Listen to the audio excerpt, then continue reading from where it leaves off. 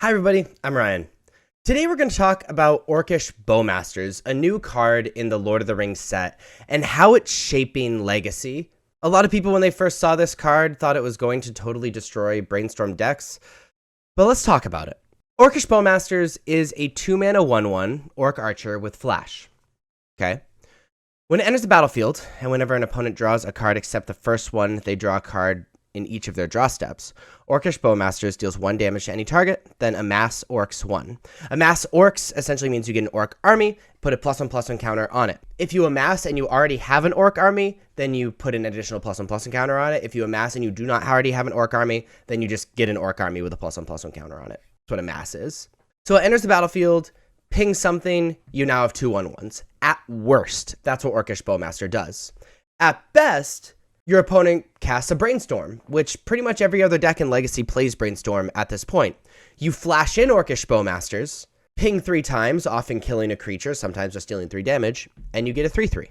And they get to Brainstorm, sure. 2 mana, 4 power, 3 damage is pretty disgusting, especially at instant speed where your opponent can't really account for it. It also stops decks that don't play Brainstorm, like Grizzlebrand decks. Now, if you're a deck that could threaten Orcish Bowmasters and you're playing Reanimator, it's really scary for them to draw 7 with Grizzlebrand, because they pay 7 life, and then if you flash an Orcish Bowmaster in response to the activated ability, you also get a 7/7 and deal 7 damage to something, often to Grizzlebrand, or just killing them. These are like very normal play patterns with Orcish Bowmaster. 2 decks that have seen a lot of popularity since this card has been released and have been very successful with it are Blue-Black Shadow and Grixis Tempo, which I think is the normal home for a card like this. I think in Legacy you need to be playing some sort of tempo deck, some sort of deck that likes leaving mana up, some sort of deck that is playing at instant speed, some sort of deck that sort of responds to what the opponent is doing while you're applying pressure. And the Blue-Black Shadow and the Grixis Murktide Tempo deck are both exactly that. They're looking to squeeze out value. They're looking to ping down stuff and also have bodies. They're looking to have mana open and play at instant speed. And that's the world Orcish Bowmasters wants to live in. A Delver-esque strategy, even though it's sort of a Delver hoser, which is why Blue-Black Shadow and Grixis Tempo are the decks that are doing it, and they're not really playing Delver secrets. But is this the downfall of Brainstorm decks? No. No, it's not. However, this is a huge player.